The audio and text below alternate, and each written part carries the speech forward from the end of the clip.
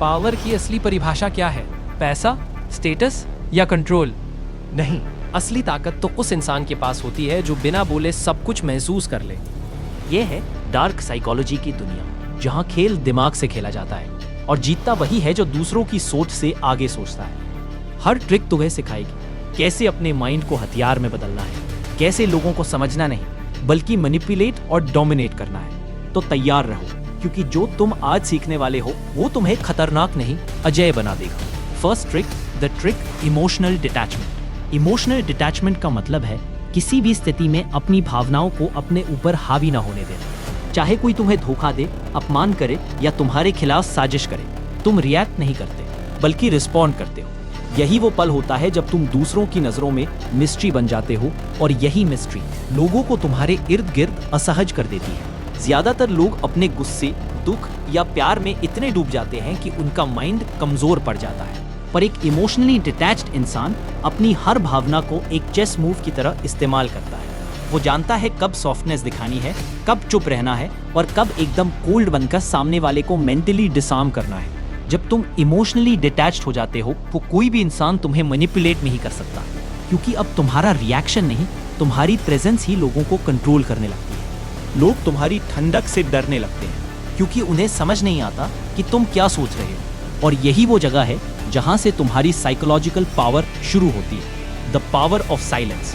दूसरी trick, silence एक ऐसा हथियार है जिसे हर कोई अंडर एस्टिमेट करता है। लोग सोचते हैं जो चुप है वो कमजोर है, पर असलियत उल्टी होती है। जो इंसान चुप रहना जानता है वो अपनी एनर्जी को बचाना जानता है। वो दूसरों की बातें सुनकर, ऑब्जर्व करके उनकी हर कमजोरी को समझ लेता है बिना कुछ बोले। जब बाकी लोग आर्ग्यूमेंट या ईगो फाइट में उलझे रहते हैं, वो चुपचाप हर डिटेल अब्सॉर्ब कर रहा होता है, और जब सही समय आता है वो एक लाइन बोलकर पूरी गेम पलट देता है, क्योंकि उसकी हर बात सोच समझकर निकली होती है, जबकि दूसरों की बातें सिर्फ रिएक्शन होती है। साइलेंस तुम्हें अनप्रेडिक्टेबल बनाता है। लोग सोच नहीं पाते कि तुम क्या करने वाले हो, क्या सोच रहे हो, और यही उन्हें मेंटली डिस्टर्ब कर देता है। तुम्हारी चुप्पी उनकी एंजाइटी बन जाती है। जब तुम बोलना बंद करते हो, दुनिया खुद तुम्हारे बारे में बातें करने लगती है, और यही साइकोलॉजिकल डोमिनेंस की सबसे ऊंची अवस्था है, द पावर ऑफ ऑब्जर्वेशन। तीसरी ट्रिक, ऑब्जर्वेशन एक ऐसी डार्क कला है जो इंसान को दूसरों से कई कदम आगे रखती है। ज्यादातर लोग सिर्फ देखते हैं, पर एक ऑब्जर्वर समझता है। वो चेहरे की हल्की सी मुस्कान से लेकर आंखों के झुकने तक हर छोटे इशारे को डीकोड कर लेता है। जब बाकी लोग अपनी बातें कहने में व्यस्त होते हैं, एक सच्चा ऑब्जर्वर उनके दिमाग के अंदर झांक रहा होता है। ऑब्जर्वेशन सिर्फ देखने की चीज नहीं है, ये एक साइकोलॉजिकल स्कैन है। तुम्हें पता होना चाहिए कि कौन झूठ बोल रहा है, कौन डर रहा है, कौन एक्ट कर रहा है और कौन तुम्हें मैनिपुलेट करने की कोशिश में है। ये शक्ति तुम्हें दूसरों की असली नीयत पहचानने देती है, बिना उनसे एक शब्द सुने। एक अच्छा ऑब्जर्वर कभी जल्दी जजमेंट नहीं करता, वो बस ऑब्जर्व करता है, डिटेल्स कलेक्ट करता है और सही वक्त आने पर अपनी चाल चलता है। यही कारण है कि दुनिया के सबसे पावरफुल और डेंजरस लोग हमेशा क्वाइट ऑब्जर्वर्स रहे हैं। जब तुम ऑब्जर्व करना सीख जाते हो तो तुम सिर्फ बातें नहीं सुनते, तुम बिहेवियर, इमोशंस और इंटेंशंस पढ़ना शुरू कर देते हो। और जब ये स्किल तुम्हारे अंदर आ जाती है, तब तुम दूसरों से नहीं, दूसरों के माइंड से खेलना शुरू करते हो। The power of patience. चौथी ट्रिक, पेशेंस यानी धैर्य, एक ऐसा डार्क वेपन जो बाहर से शांत दिखता है लेकिन अंदर से विस्फोटक होता है। ज्यादातर लोग अपने गुस्से, जल्दबाजी या ईगो में फैसले ले लेते हैं और यही वो हार जाते हैं। पर जो इंसान धैर्य रखता है वो गेम को अपनी स्पीड पर चलाता है। वो जानता है कि हर चीज़ का सही समय होता है, और जो सही समय का इंतज़ार करना जानता है वही असली विजेता बनता है। पेशेंस का मतलब सिर्फ इंतज़ार करना नहीं है, बल्कि सही मौके तक चुप रहकर ऑब्जर्व करना है। वो इंसान कभी जल्दबाजी में नहीं फंसता, क्योंकि उसे पता है कि हर रिएक्शन की एक कीमत होती है। वो हर इंसल्ट, हर फेलियर और हर धोखे को चुपचाप सहता है, क्योंकि उसे मालूम है बदला शांत मन से लिया जाए तो उसका असर 100 गुना ज्यादा होता है। धैर्यवान व्यक्ति अपनी हर हार को फ्यूचर वेपन में बदल देता है। वो दूसरों को उनकी जल्दबाजी में गिरते हुए देखता है और सही वक्त पर कदम बढ़ाकर पूरी बाजी पलट देता है। पेशेंस तुम्हें इमोशनली स्टेबल, मेंटली अनब्रेकेबल और स्ट्रेटेजिकली डेंजरस बना देता है। जब तुम में पेशेंस आ जाता है तो तुम्हारे अंदर एक अजीब सी शांति होती है जो दूसरों के लिए डर बन जाती है, क्योंकि उन्हें लगता है कि ये इंसान इतना शांत कैसे रह सकता है। और जब लोग तुम्हारी शांति से डरने लगते हैं तभी तुम सच में पावरफुल बन जाते हो। The art of controlled chaos, 5वीं ट्रिक। दुनिया में दो तरह के लोग होते हैं, एक जो हालात से डर जाते हैं और दूसरे जो हालात को मैनिपुलेट करते हैं। कंट्रोल केओस एक ऐसी डार्क साइकोलॉजिकल कला है जहां तुम तूफान में भी मुस्कुरा सकते हो, क्योंकि तुम केओस को कंट्रोल करना जानते हो। तुम्हें पता होता है कब चीजों को बिगड़ने देना है और कब एकदम सही वक्त पर उन्हें संभाल लेना है। कंट्रोल केओस का असली मतलब है अनसर्टेनिटी को अपनी ताकत बनाना। लोग प्रेडिक्टेबिलिटी में सुरक्षित महसूस करते हैं, पर जो व्यक्ति अनप्रेडिक्टेबल होता है वही सबसे खतरनाक होता है। जब तुम अपने आसपास थोड़ी सी अव्यवस्था पैदा करते हो, लोग कंफ्यूज हो जाते हैं। उन्हें समझ नहीं आता कि तुम क्या करने वाले हो और इसी कंफ्यूजन में वे अपनी गलती खुद कर बैठते हैं। एक पावरफुल माइंड कभी हर चीज को परफेक्ट नहीं रखता। वो जानबूझकर इम्परफेक्शंस छोड़ देता है ताकि दूसरों का ध्यान वही उलझा रहे। वो केओस को एक वेपन की तरह इस्तेमाल करता है, खुद शांत रहता है पर दूसरों को अस्थिर कर देता है, क्योंकि जब बाकी सब घबराए हुए होते हैं कभी वो सबसे साफ सोच रहा होता है। कंट्रोल केओस का मास्टर वही बन सकता है जो खुद पर पूरा नियंत्रण रखे, क्योंकि असली ताकत तब आती है जब तुम स्टॉर्म को कंट्रोल नहीं करते बल्कि स्टॉर्म बन जाते हो। द पावर ऑफ इनडिफरेंस, 6ठी ट्रिक। इनडिफरेंस यानी बेपरवाही, एक ऐसी डार्क ताकत जो दूसरों की पावर को तुमसे छीनकर तुम्हारे अंदर डाल देती है, क्योंकि इस दुनिया में सबसे ज्यादा ताकत उस इंसान के पास होती है जिसे किसी चीज या किसी इंसान की परवाह ही नहीं होती। जब तुम किसी की बातों, ओपिनियंस या इंसल्ट से अनअफेक्टेड रहते हो तो लोग तुम्हें कंट्रोल नहीं कर पाते। उन्हें लगता है कि तुम्हारे अंदर कोई इमोशन ही नहीं है, पर असल में तुमने अपने इमोशंस को अपने कंट्रोल में कर लिया है और यही चीज तुम्हें मेंटली सुपीरियर बना देती है। इनडिफरेंस का असली कमाल यह है कि यह तुम्हें इमोशनली अनटचेबल बना देता है। लोग तुम्हें प्रोवोक करने की कोशिश करेंगे, पर जब तुम हंसकर आगे बढ़ जाओगे तो उनकी पूरी स्ट्रैटेजी वहीं खत्म हो जाएगी, क्योंकि जो इंसान रिएक्शन नहीं देता उसे हराना असंभव होता है। एक बेपरवाह इंसान न तो अप्रूवल चाहता है न वैलिडेशन। वो अपनी वैल्यू खुद तय करता है और दुनिया को बस ऑब्जर्व करता है। वो जानता है कि साइलेंस और इग्नोरेंस रिवेंज से कहीं ज्यादा दर्दनाक होते हैं। जब तुम इंडिफरेंस की शक्ति हासिल कर लेते हो तब लोग तुम्हारे रवैये से डरने लगते हैं, क्योंकि उन्हें एहसास होता है कि ये इंसान किसी के लिए नहीं झुकता और किसी चीज से नहीं टूटता। द पावर ऑफ रिजेक्शन, 7वीं ट्रिक।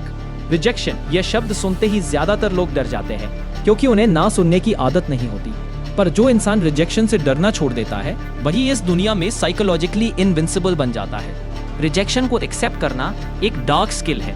जब तुम हर ना को एक इंसल्ट नहीं बल्कि एक लेसन की तरह लेते हो तो तुम धीरे धीरे इमोशनली बुलेट प्रूफ बन जाते हो। अब तुम्हें किसी की अप्रूवल की जरूरत नहीं रहती, क्योंकि तुम अपनी वर्थ खुद जानते हो। पर इस ट्रिक की असली ताकत सिर्फ रिजेक्शन झेलने में नहीं बल्कि दूसरों को रिजेक्शन देने में है। जब तुम किसी चीज या इंसान को ना कहना सीख जाते हो तो तुम बाउंड्री सेट करना सीखते हो। अब लोग तुम्हें मैनिपुलेट नहीं कर सकते, क्योंकि तुम्हें किसी चीज को खोने का डर ही नहीं रहता। पावरफुल लोग जानते हैं हर बार हाँ कहना कमजोरी है। कभी कभी कोल्ड और डिटैच्ड होकर ना बोलना ही डोमिनेंस की असली पहचान होती है। जब तुम रिजेक्शन को अपना हथियार बना लेते हो तो तुम दूसरों को इमोशनल कंट्रोल से बाहर निकाल देते हो और खुद के माइंड के मास्टर बन जाते हो। The power of psychological distance, 8वीं ट्रिक। साइकोलॉजिकल डिस्टेंस यानी मनोवैज्ञानिक दूरी, एक ऐसी शक्ति जो तुम्हें भीड़ में रहते हुए भी भीड़ से अलग बना देती है। ये वो कला है जहां तुम लोगों से इमोशनली जुड़े रहते हो पर मेंटली डिटैच्ड रहते हो। तुम सब कुछ देखते हो, सुनते हो, महसूस करते हो, पर उसमें खोते नहीं। इस दुनिया में ज्यादातर लोग हर चीज को बहुत पर्सनल ले लेते हैं। किसी की बात, किसी का व्यवहार, किसी का नकारात्मक रवैया, सब कुछ उन्हें अंदर तक तोड़ देता है। लेकिन जब तुम साइकोलॉजिकल डिस्टेंस बनाना सीख लेते हो तो तुम लोगों की हर हरकत को बस एक सीन की तरह देखते हो, जैसे कोई मूवी चल रही हो और तुम सिर्फ ऑब्जर्वर हो, एक्टर नहीं। इस स्किल से तुम हर स्थिति को ऑब्जेक्टिवली देख पाते हो। कोई अगर तुम्हें इंसल्ट करे तो तुम उसे पर्सनल अटैक नहीं बल्कि एक वीक माइंड की रिएक्शन समझते हो। इससे तुम्हारी एनर्जी बचती है और तुम्हारा फोकस वहीं रहता है जहां उसे होना चाहिए, तुम्हारे ग्रोथ पर, न कि दूसरों के बिहेवियर पर। साइकोलॉजिकल डिस्टेंस तुम्हें इमोशनली इनविजिबल बना देती है। लोग कोशिश करते हैं तुम्हें ट्रिक करने की, पर तुम काम रहते हो। तुम्हारा माइंड अब बैटलफील्ड नहीं, एक लैब बन जाता है जहां तुम हर इमोशन, हर रिएक्शन को डाइसेक्ट करके समझते हो। और जब तुम ये कला सीख लेते हो तो तुम्हें समझ आता है कि असली ताकत लोगों को बदलने में नहीं बल्कि उनसे अनअफेक्टेड रहने में है। The power of calculated coldness. Navi trick, calculated coldness. यह वो डार्क साइकोलॉजिकल आर्ट है जहां तुम्हारी ठंडक तुम्हारा सबसे खतरनाक हथियार बन जाती है। यह वो अवस्था है जहां तुम अपने इमोशंस को इतनी गहराई से समझ चुके होते हो कि अब वो तुम्हें कंट्रोल नहीं करते, बल्कि तुम उन्हें कंट्रोल करते हो, एक मशीन की तरह, सटीक, शांत और खतरनाक। कैलकुलेटेड कोल्डनेस का मतलब ये नहीं कि तुम इमोशनलेस बन जाओ, बल्कि यह कि तुम अपने इमोशंस को सही समय पर इस्तेमाल करो। जब लोग गुस्से में चिल्ला रहे होते हैं, तुम कामली ऑब्जर्व करते हो। जब लोग दुख में टूट जाते हैं, तुम अपनी एनर्जी बचाते हो। और जब सबको लगता है कि तुम कुछ नहीं कर रहे, तभी तुम अपने नेक्स्ट मूव की प्लानिंग कर रहे होते हो। इस स्टेट में तुम्हारे अंदर कोई जल्दबाजी नहीं होती, कोई डर नहीं होता। तुम हर चीज को लॉजिक और स्ट्रैटेजी से देखते हो।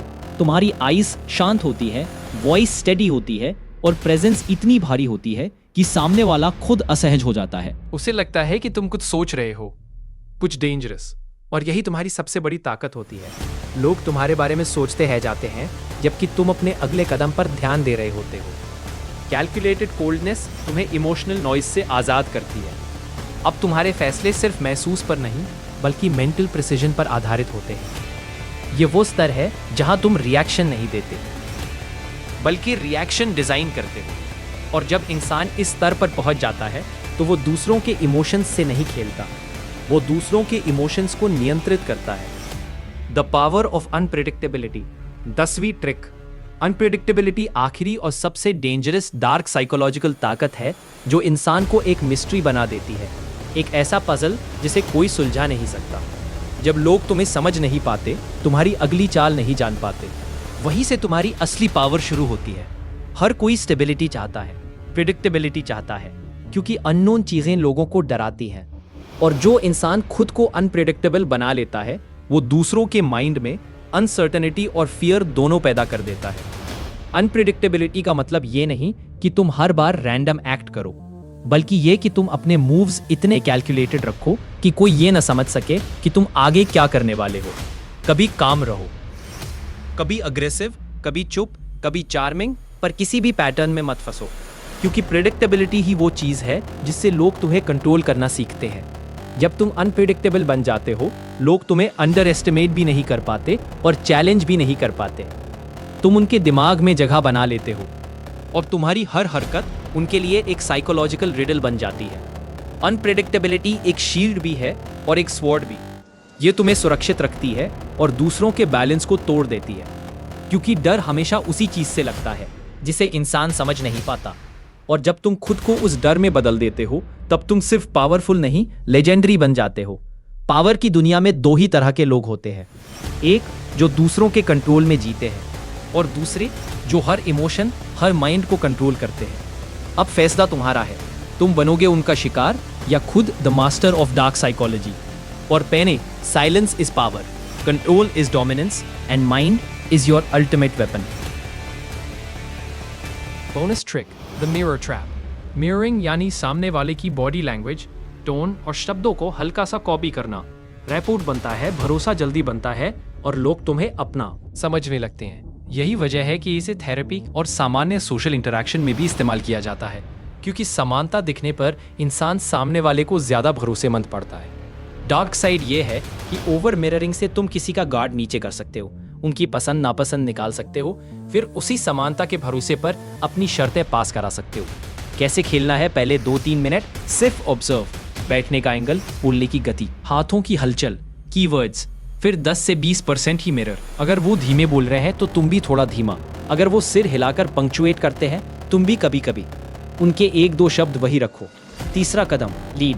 जब रेपोर्ट बने, अपनी पेस, पोस्चर हल्का बदलो। अगर सामने वाला फॉलो करे तो बातचीत अब तुम्हारी रिदम पर है। यहीं से नेगोशिएशन आस्क रखो। एथिकल ब्रेक, प्राइवेट सीमा, व्यक्तिगत ट्रॉमा या कमजोरियों को छूकर फायदा न उठाओ। लॉन्ग टर्म ट्रस्ट वहीं से टूटता है। कहाँ काम आता है? पहली मीटिंग, इंटरव्यू। हल्का मिररिंग एंग्जाइटी घटाता है, सुनवाई बढ़ाता है। क्लाइंट कोलैब, पहले समानता, फिर शर्तें, स्कोप, टाइमलाइन, डिलीवरेबल्स। टकराव शांत करना, सामने वाला तेज है तो अपनी पेस नीचे रखकर उसे अपने टेम्पो में लाओ। टोन नीचे आते ही मुद्दा हल्का हो जाता है। काउंटर कैसे करें? कोई बहुत जल्दी तुम जैसा बनने लगे, तुम्हारे शब्द कॉपी करे, अचानक वही हॉबीज, तो पेस बदलो, पोस्चर पलटो, विषय शिफ्ट करो। जेन्युइन हो तो नेचुरली एडजस्ट करेगा। मैनिपुलेटर टूट जाएगा। अपनी पर्सनल डिटेल्स टाइम गेट पर दो, पहले भरोसा फिर गहराई, ताकि मिररिंग से जुटाई गई जानकारी इमीडिएट लेवरेज न बन सके। वन लाइनर स्क्रिप्ट्स, हम पहले स्कोप लिख लेते हैं फिर आगे बढ़ते हैं। अभी समरी बाकी लिखित में। क्विक ड्रिल 7 सेकंड, 20 सांस धीमी, न्यूट्रल फेस, सामने वाले के 2 संकेत नोट करो, पेस प्लस गेस्चर, 20 सेकंड्स, 10 से 20% मिरर, फिर एक छोटा लीड। चले इसे 3 बिंदुओं में बांटते हैं। मिररिंग सही अनुपात में तुम्हें अपना भी बनाता है और ड्राइवर भी। ज्यादा करोगे तो नकल लगोगे, कम करोगे तो कनेक्शन छूटेगा। संतुलन ही इसे बोनस से सुपर पावर बनाता है।